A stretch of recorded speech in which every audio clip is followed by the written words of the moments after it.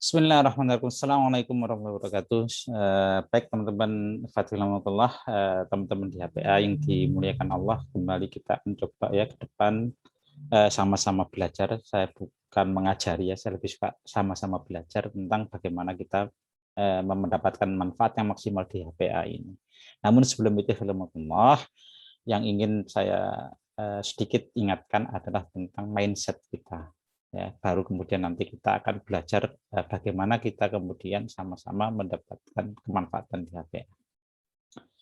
Banyak teori tentang mindset ini, mindset orang sukses, mindset orang kaya. Jadi teman-teman bisa searching, bisa kemudian lihat di YouTube dan lain sebagainya. Namun intinya ada beberapa. Saya mengambil yang paling sederhana saja yang sering dijelaskan oleh seorang Chinese namanya Jaya Setiabudi. Jadi beliau ini Chinese Islam ya, tapi ya, dan seringkali menjadi penerjemah dan pengembang teorinya Bob Sadino, orang goblok.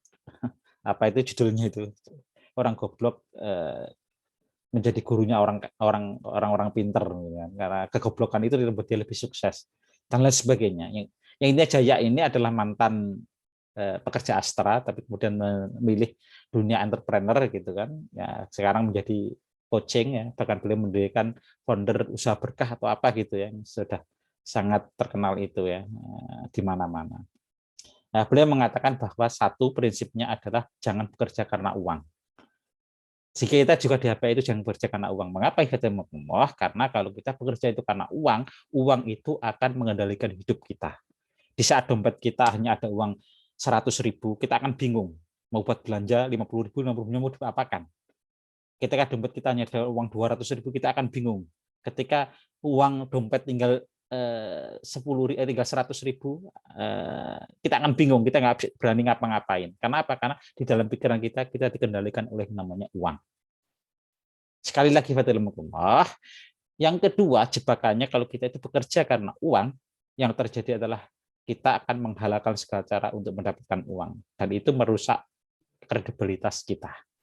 Ya, banyak teman-teman ini saya ingatkan, tolong gitu kan, perkara nilai mata itu ya, berikanlah pada haknya, walaupun itu bukan jaringan kita.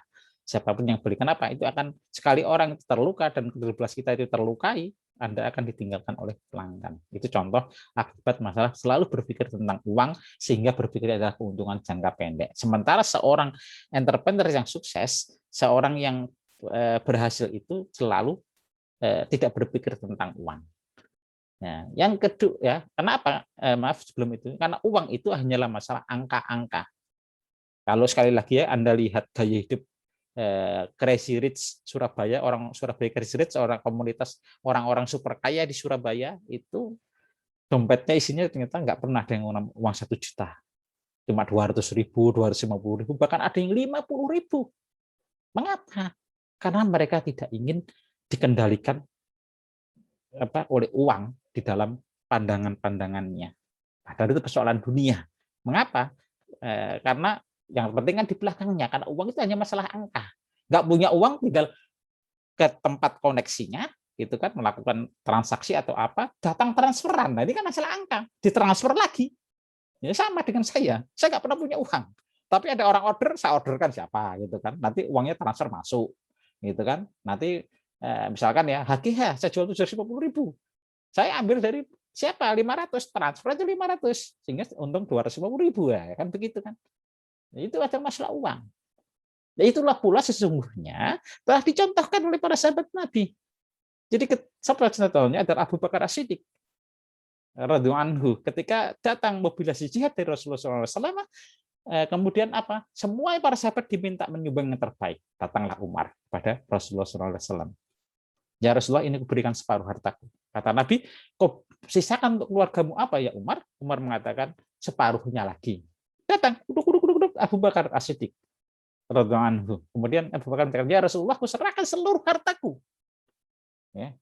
Kata Nabi bertanya, engkau sisakan untuk keluargamu apa wahai Abu Bakar? Allah dan Rasul. Subhanallah. Jadi kalau kita analisis ini, banyak orang yang hanya mengerti ini hanya masalah iman. Memang betul, luar biasa imannya Abu Bakar radhiyallahu anhu ini. Tetapi yang tidak tahu adalah mengapa Abu Bakar itu bisa seperti itu selain masalah iman. Rahasianya adalah daya cipta material. Bahwa Abu Bakar adalah seorang sahabat yang hari ini hartanya habis, besok atau nanti sudah mendapatkan ganti harta lagi. Itu Abu Bakar. Oleh karena itulah dia selalu mengajarkan dan bersuatu doa. Ketika ditanya, wahai Abu Bakar, mengapa engkau bisa seperti itu? Karena aku berdoa, Rabbana la taj'al dunya fi qulubina. Wahai Tuhanku, ya Allah, jangan engkau letakkan dunia itu di hatiku. Bahasa kita, wahai Allah, jangan engkau letakkan uang di pandangan mataku. Jangan engkau letakkan uang di hatiku. Dengan apa? Dengan begitu aku akan dikendalikan oleh uang. Bukan Anda yang mengendalikan uang, tapi uang mengendalikan Anda. Walakin taj'al fi aidina, tetapi letakkan di tanganku agar bisa kubelanjakan di jalanmu lagi, ya Allah.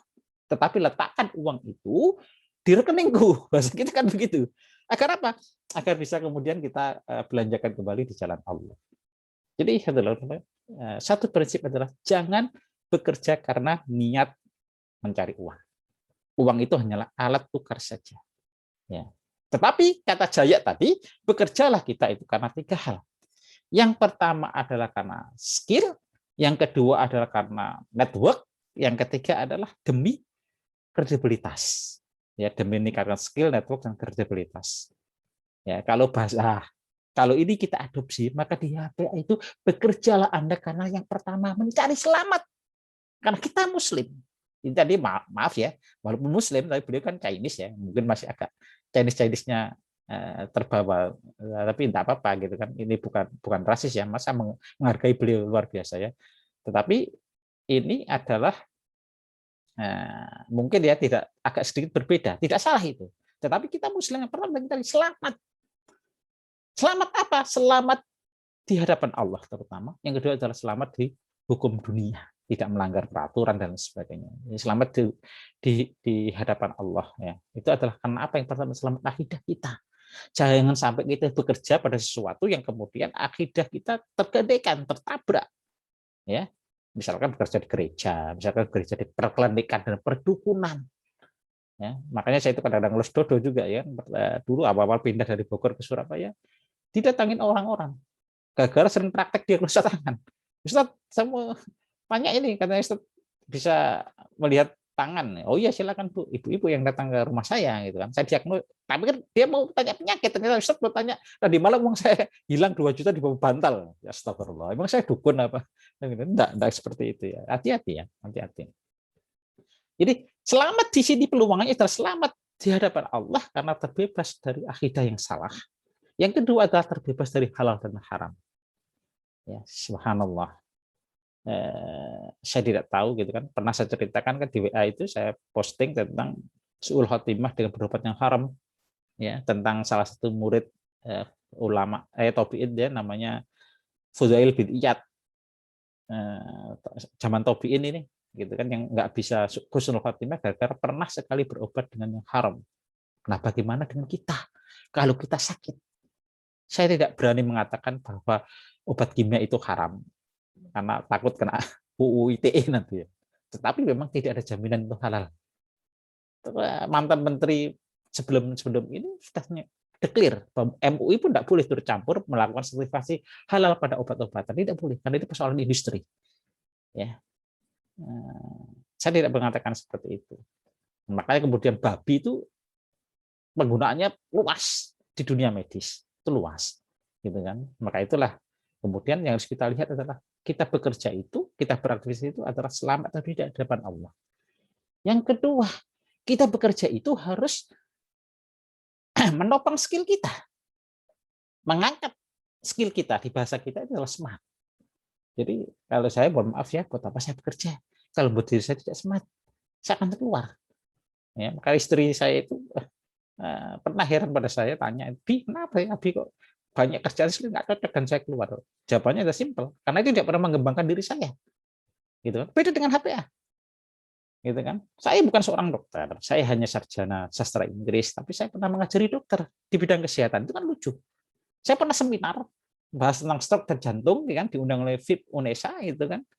Panelis saya harus panelis, bukan jadi panelis akhirnya karena diskusinya satu arah sama, gitu kan. Akhirnya jadi pembicara 1 dan 2 saja lah. Beliau adalah ahli jantung. ya Dr. Suhardi gitu kan. Ketika acara selesai belum diucapkan selamat kepada saya, Ustaz saya kagum sama antum gitu kan. Bukan dokter tapi bisa menjelaskan resep medis tentang sebuah penyakit terutama stroke itu gitu kan. Artinya adalah subhanallah gitu kan. Bukannya sombong tetapi memang alhamdulillah bukan seorang dokter tapi bisa seperti itu. Itu kan smart, mengembangkan skill saya gitu kan. Coba saya nggak terlalu senang sih obrol-obrol kemampuan itu sampai di video kan sebenarnya nggak senang kalau nggak terpaksa buat motivasi teman-teman sendiri saja. Jadi smart. Oleh karena itu wah antum di HP juga jangan cukupkan hanya sekedar menjadi follower. Apa itu follower? Ikut terus kemudian ini begitu cukup rugi. Ya, saya katakan rugi kenapa? Karena apa? Kemanfaatan kita tidak ada.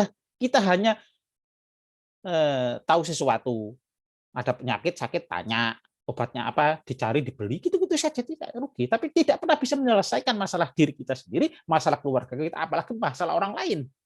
Karena apa? Karena kita tidak terbiasa bekerja keras untuk smart. Yang ketiga, yang peluang atau yang harusnya kita lakukan di HP itu adalah apa? Networking. Sekali lagi kita akan lebih kuat dan berdaya dengan networking.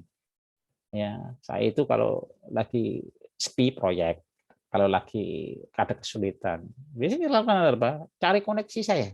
Gimana? Oh, ada peluang ini. Berapa? Ini ada dana nganggur. Oh iya, silakan. Saya punya teman itu dari Gresik ya. Itu ada uang berapa kemarin ya? 5 juta atau berapa gitu. Dia bilang ke saya, Mas Sunan, ada duit ini. 5 juta. Tapi aku lagi butuh pemasukan. Oh iya, tak bawa aja. Terus apa? Kemudian saya belikan bukan lagi ya, bon pagi. Saat itu ada promo, bon paginya 1 gratis 1. Nah, satunya inilah yang kemudian kita bagi hasil. Ya, modalnya balik, untungnya 1 embun pagi itu kan saya jual 400 kan, sering kan pakai antum saya tawari embun pagi harga 400 itu dari situ. Gitu kan. 400 dibagi 60% saya, 40% dia. Jadi 1 bulan saja dia udah kembali berapa itu hitung sendirilah. Ya itu adalah jaringan. Dan hari ini Fatihullah dan seterusnya ke depan itu eksistensi kita mau berkembang kapan apa itu jaringan. Jadi jangan egois, jangan kemudian cukup saya sendiri, itu kan saya ngurusi badan saya sendiri, ngurusi diri saya sendiri, gitu kan. Yang penting saya sehat jangan, gitu kan. Jadi jaringannya. 3 adalah yang keempat adalah integritas. Ya, jadi pertahankan kita itu di HP itu integritas, jangan sampai melakukan hal-hal yang kemudian membuat orang tidak percaya dengan kita. Ya, karena apa? Karena itu akan menentukan kita ini bisa bertahan atau tidak. Ya, terutama karena kita berhubungan dengan pasar. Oleh karena itu, kalau semua itu bisa kita lakukan, insya Allah kita akan memiliki mental daya juang yang kuat sebagai seorang pemenang, sebagai seorang pejuang dan petarung. Sehingga apa? Sehingga kita pun bisa mendapatkan hasil maksimal di HPA. Tapi kalau kita tidak bisa menghadirkan mental pemenang ini, kita tidak akan menghasilkan sesuatu di HPA. Ya, minimal kalau yang saya rasakan adalah yang saya rasakan adalah apa? Keyakinan. Yang kedua adalah pengetahuan, skill, diagnosa. Yang ketiga adalah kesejahteraan. Dan terutama yang ketiga ini yang banyak terjadi dan menjadi masalah kepada banyaknya anggota HPA. 1 bulan, 2 bulan kuat, 3 bulan legrek dan berhenti semuanya. Mengapa? Nggak mampu membeli obat. Ya, karena apa? Kok keluar duit terus? Nah, maka saya katakan di HPA itu kalau bisa untuk yang ketiga ini adalah apa? Nggak perlu keluar uang tapi ada dibayar. Sehat nggak bayar tapi dibayar. Ada caranya, ada. Itu ada orang pernah menjadi murid saya ya. Bukan jaringan saya ini di Riau atau mana itu saya lupa itu ya. Jadi gara-gara tertarik dengan prinsip saya itu bahwa kita sehat tanpa modal tapi dibayar. Ya, alhamdulillah sekarang menjadi KC. Gitu kan. Karena apa? Mungkin kita menghabiskan dana itu hanya 1 bulan itu hanya 3 juta, tapi beliau penghasilan sekarang ada 12 juta. Kan berarti 12 dikurangi 3 masih untung berapa? 8 juta, 9 juta. Nah, masih dapat 9 juta, itu maksudnya seperti itu. Jadi mindset itu harus kita miliki sebelum kemudian kita nanti melanjutkan ya apa yang harus kemudian kita lakukan step-stepnya. Insya Allah sampai ini saja dulu ya. Nanti kita akan ketemu dengan how to work di HPA. Mudah-mudahan bermanfaat. Kurang lebihnya saya mohon maaf. Saya kira assalamualaikum warahmatullahi wabarakatuh.